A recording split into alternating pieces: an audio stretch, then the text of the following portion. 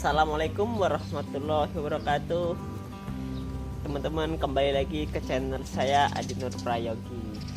Pada kesempatan kali ini saya berada di tanaman lada yang sedang berbuah lebat. Sebenarnya bukan berbuah lebat, namun tidak pernah tidak berbuah. Jadi kondisi tanaman ini selalu berbuah tanpa musim dan tanpa perawatan yang cukup intensif. Hanya dengan siram, pupuk dengan mutiara saja, namun bisa berbuah terus. Kita tidak perlu membeli lada, tidak perlu membeli merica di warung atau di toko. Bahkan untuk kebutuhan konsumsi sehari-hari bisa kita dapatkan walaupun hanya di dalam pot seperti ini. Nah, uniknya lagi ternyata lada ini tidak merambat seperti pada umumnya. Terus kok bisa seperti itu? Bagaimana caranya? Nah, nanti bisa kita saksikan dalam video ini. Saya jelaskan keunggulan dari kita membuat tanaman lada tidak merambat atau dibuat secara perdu, dan bagaimana perbanyakannya, perawatannya, mulai dari penyetekan atau pembuatan bibit hingga kita merawat tanamannya supaya berbuah terus menerus. Oke, saksikan terus video ini, jangan lupa di subscribe bagi teman-teman.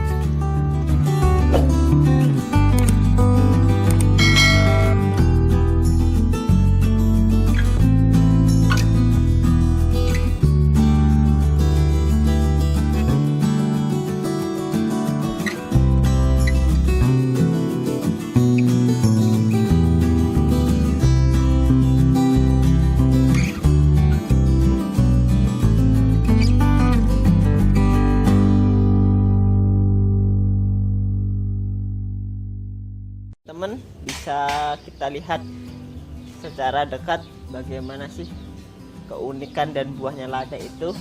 Sekilas kalau dari jauh mungkin tidak ada buahnya ya, namun nanti ketika kita dekatkan kita bisa melihat bagaimana luar biasanya lada ketika kita buahkan dalam pot dalam berbentuk perdu atau tidak merambat. Oke, sekarang kita coba dekatkan videonya. Kita lihat sampai ke dalam-dalam tuh.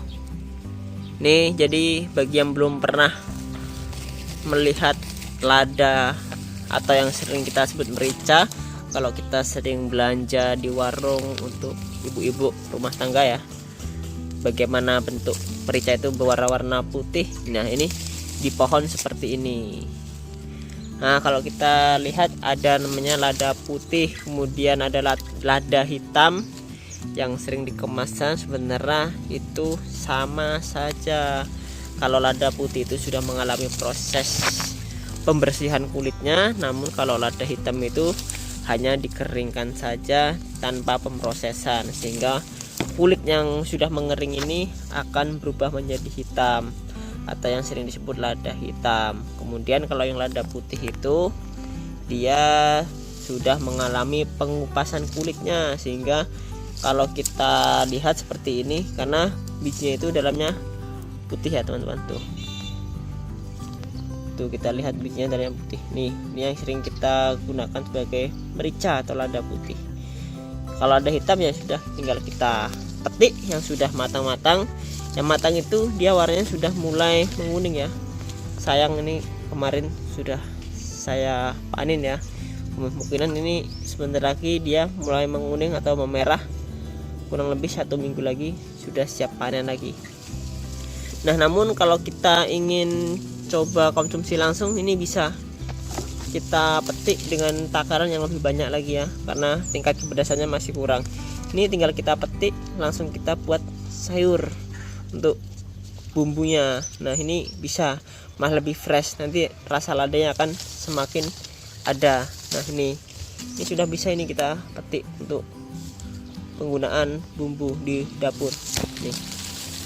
Nah, yang seperti saya katakan tadi, lada perdu dan lada rambat itu sebenarnya sama saja, satu jenis tanaman, namun kok bisa ada yang tidak merambat dan ada yang merambat. Nah, pada kali ini saya akan coba berikan pengertiannya sekaligus cara memperbanyaknya, karena ini hanya sistem atau teknik perbanyakannya saja yang membuat ini tidak merambat. Seperti ini ya, ini tidak merambat, ini hanya di pot rimbun. Ini hanya metode perbanyakannya yang berbeda, cara kita membuat agar merambat ataupun tidak merambat. Ini dalam pot ya teman-teman, kita lihat tuh di dalam pot, bukan di tanah, namun di jangan selebat ini. Tuh, buahnya luar biasa. Kalau kita punya satu pohon saja sudah tidak perlu beli merica kalau ingin memasak untuk kebutuhan sehari-hari dalam keluarga. Nih, coba kalian dekatkan ke tanaman yang akan kita gunakan sebagai tanaman induk, sekaligus cara membuatnya tidak merambat. Oke, kita akan coba ke sana yang ada tanaman merambatnya. Nah, ini merupakan tanaman yang sedang dalam pembesaran. Nah, nantinya akan saya letakkan di pot juga. Namun kita lihat kecil-kecil ini sudah berbuah juga nih. Sudah mulai ada buahnya. Nih. Nah, ini kita akan coba beritahuan bagaimana caranya agar membuat tidak merambat. Yang pertama, kita harus cari dahulu tanaman yang merambat agar kita tahu. Nah, ini salah satu tanaman yang masih normal ya, dia merambat. Bagaimana ciri-ciri tanaman yang masih merambat itu? Nah, di setiap ruasnya itu ada akarnya, akar-akar seperti ini. Ini akar, kemudian di atas lagi ada akar. Nah, ini yang masih merambat nih, masih seperti ini.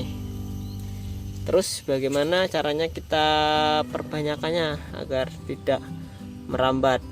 Yang kita perbanyak apanya? Nah, ini jadi kita pilih cabangnya seperti ini.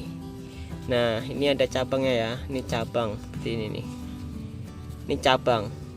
Nah, jadi yang kita ambil untuk bahan setek agar tidak merambat itu, kita ambil saja cabang ini, cabang yang tidak ada akarnya seperti ini. Ini namanya cabang buah atau cabang tersiernya.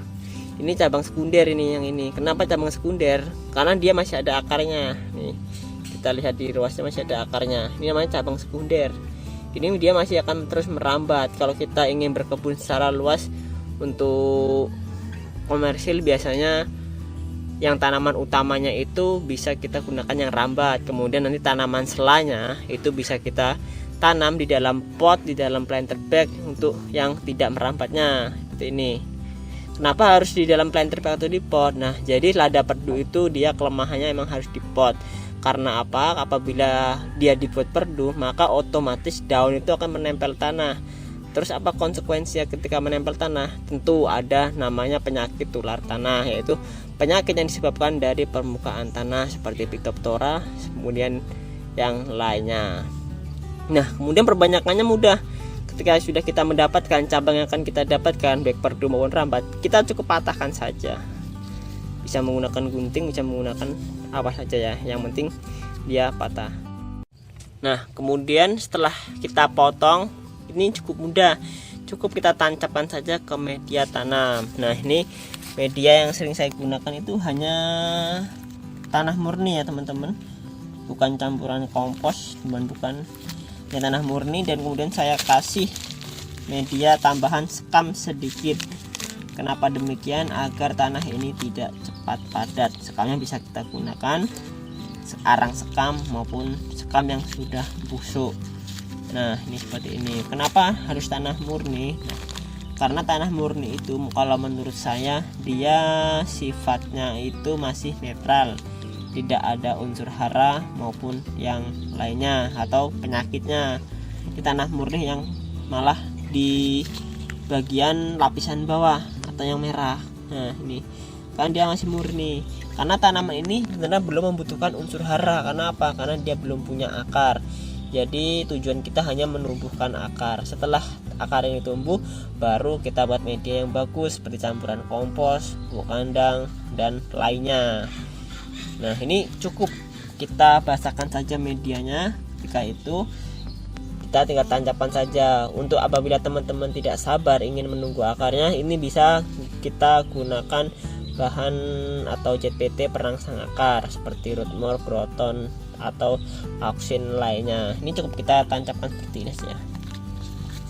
Nah, kemudian ini kita siram dan bisa juga kita sungkup.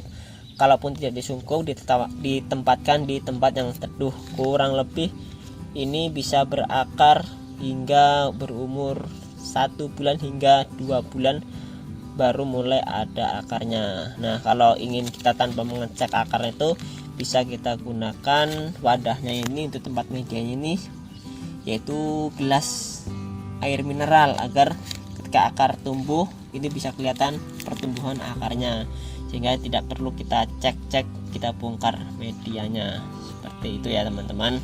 Nah, nanti setelah itu setelah berakar, kita tempatkan ini ke media yang baru, jangan terpapar sinar matahari langsung.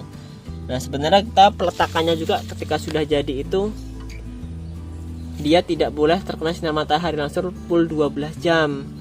Namun setidaknya itu dia boleh terkena sinar itu kurang lebih setengah hari ya, atau 6 sampai 7 jam. Itu yang idealnya.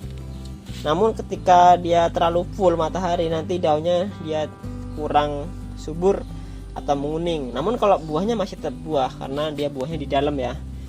Nah, ini contohnya nih. Ini yang dia agak teduh. Kita lihat buahnya dia mau di luar juga. Nih, kelihatan dari luar. Kalau yang tadi tidak kelihatan. Ini masih kecil ini. Namun buahnya sudah banyak.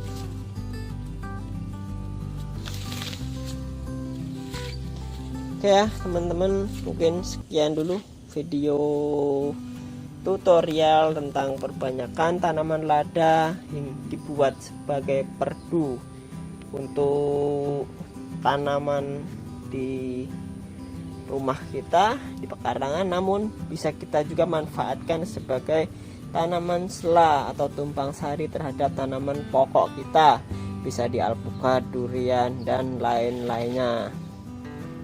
Namun di dalam pot ya, karena agar tanaman sehat terus, tidak terkena penyakit. Ini masih di polybag.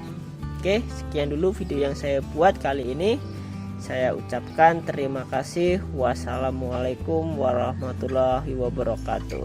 Jangan lupa subscribe bagi yang belum subscribe. See you.